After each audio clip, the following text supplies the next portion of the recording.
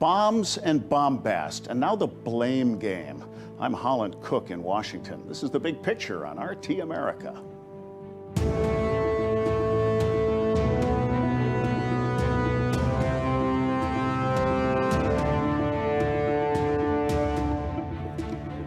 None exploded, but pipe bombs were sent to the Obamas and Clintons and former Attorney General Eric Holder, billionaire political activist George Soros, Congresswoman Maxine Waters, and CNN's New York headquarters, where evacuated broadcasters went live from the sidewalk. Then similar packages went to Joe Biden and Robert De Niro and Senator Cory Booker and former Director of National Intelligence James Clapper. By the time you see this show, the list may be longer. What all of these recipients have in common, they are critical of President Trump and/or he is critical of them. And the dialogue got nasty early during the campaign. I mean, he's so blatantly stupid. He's a punk, he's a dog, he's a pig, he's a con, a bull artist, a mutt who doesn't know what he's talking about, doesn't do his homework, doesn't care. He talks how he wants to punch people in the face. Well, I'd like to punch him in the face. You see somebody getting ready to throw a tomato, knock the crap out of him, would you? Seriously. Okay? Just knock the hell. I promise you, I will pay for the legal fees. I promise. I promise. At a more recent rally, the president praised a congressional candidate who pled guilty to assaulting a reporter. But Greg is smart. And by the way, never wrestle him. You understand that? Never. Any guy that can do a body slam, he's my kind of...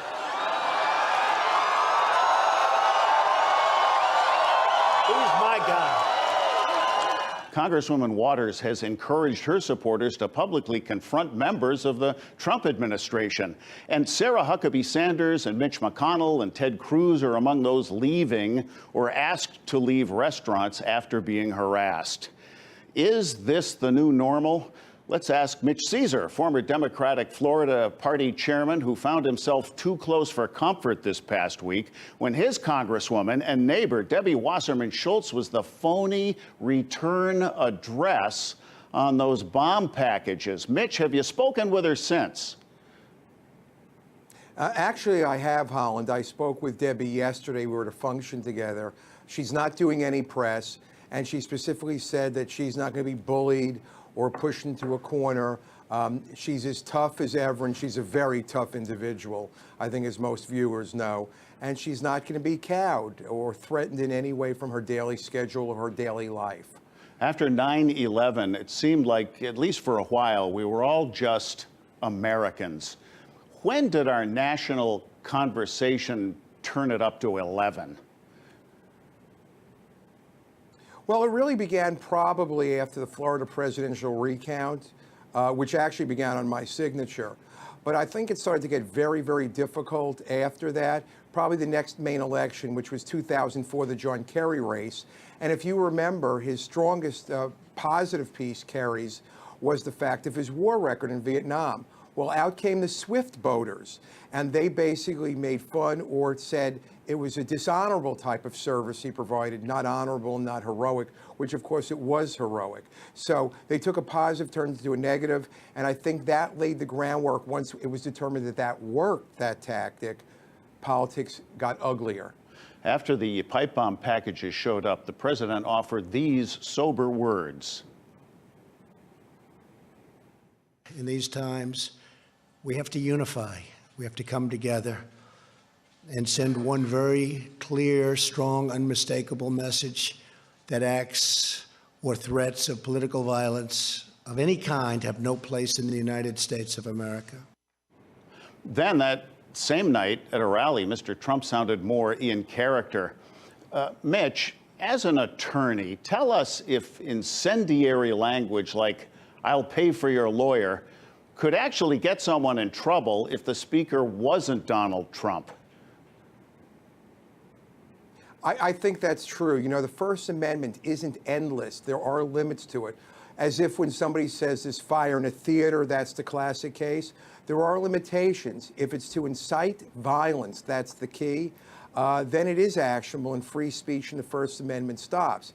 Certainly the president has not only been on that line, but he's gone over it when he attacks women, Hispanics, African Americans, gays, the list goes on and on. That's very incendiary, if not outright outrageous and false. The problem is also part of the legal criteria is literally know your audience. And when he's at these rallies, he knows he's ginning them up. He knows he's getting some folks there kind of crazy and kooky. And when he, using your example about I'll pay for your legal fees if you punch someone in the face, that could be interpreted clearly under the law as inciting violence. How it affects him as a sitting president is a different constitutional argument. But if he was anybody else, as you said, I think that's absolutely actionable. Recently, Fox News made news because for once they didn't cover a Trump rally, and they had always gone live there. I got about a minute left. Grade the news media as regards Trump, who seems to play the media like a Stradivarius. What do you think, Mitch? He's been brilliant in the playing of the media. He proved that in the campaign, proves it more as president. I think the media is doing the best, and I say the mainstream media, not to, take Trump's term, but I think they're playing it pretty well. The problem is this president does not tell the truth. He lies. And so he has to be fact-checked. And CNN the other day said as of a couple of days ago, since being president, he's lied 5,001 times. This isn't only unprecedented, it's damage to the country, it's damage to the institution of the presidency. I think they're doing the best they can. Remember, this is the same president who said in the last 24 hours, these bombings are terrible.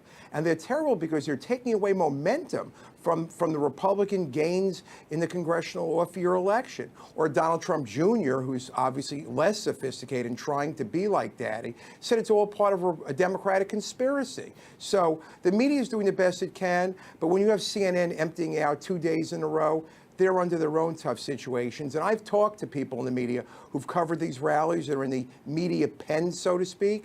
They don't feel safe. I'll bet they don't. Thank you, Mitch Caesar. And because incendiary rhetoric is an equal opportunity risk, here's a view from the right.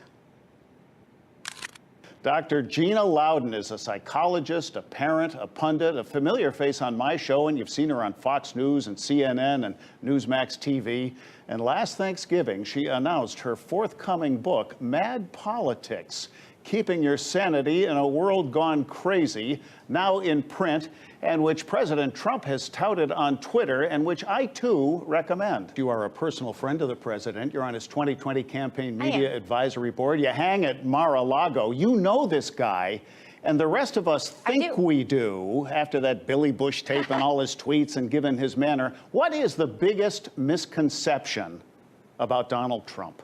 I think if the president has two faults, his primary faults are probably that he is loyal to a fault and he is honest to a fault. And while he is constantly criticized for both of those things, if you boil it all down, I'm not sure those are the worst two things to be clumsy about.